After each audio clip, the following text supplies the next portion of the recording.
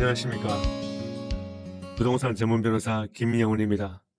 오늘은 실버주택, 쉽게 말해서 노인복지주택에 대해서 말씀드리겠습니다.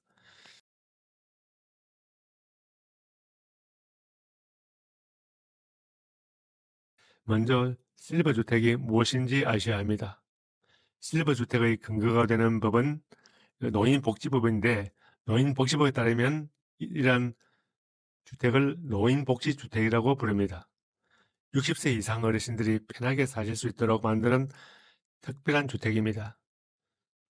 일반 아파트와는 달라서 생활 지도도 해주고 상담도 해주고 안전관리도 해주는 그런 시설입니다. 실제로 있었던 얘기를 하나 들려드리겠습니다. 강원도 양양에 있는 보리수 마을이라는 실버타운이 있었습니다.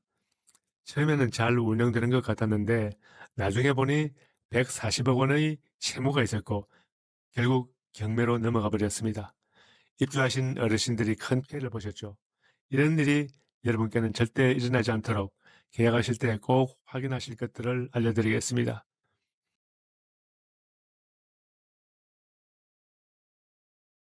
첫째, 입주 자격을 먼저 확인해야 합니다.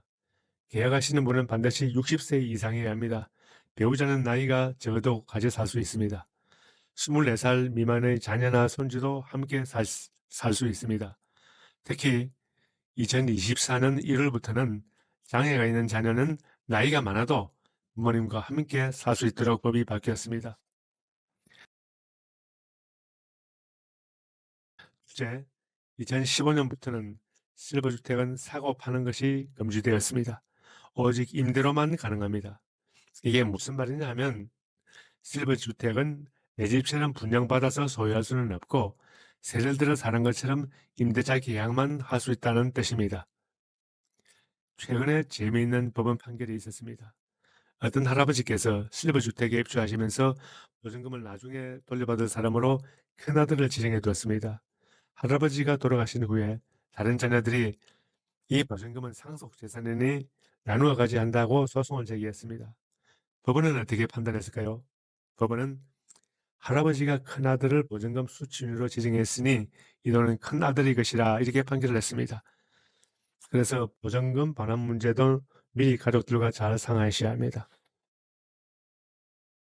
다만 2024년 1월 정부에서는 분양형 실버주택도 가능하도록 하겠다고 발표했습니다만 이는 인구 감소 지역에만 해당하는 것으로 수도권 근교의 실버주택을 찾으시는 분들에게는 해당되지 않을 수가 있습니다.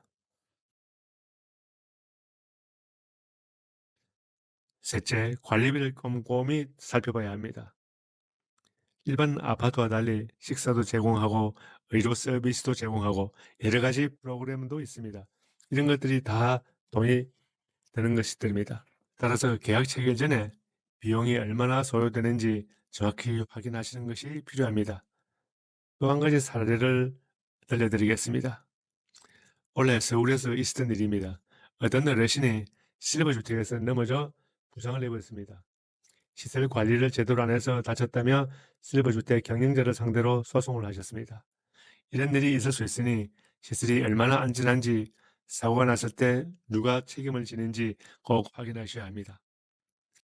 마지막으로 제가 드리고 싶은 조언입니다.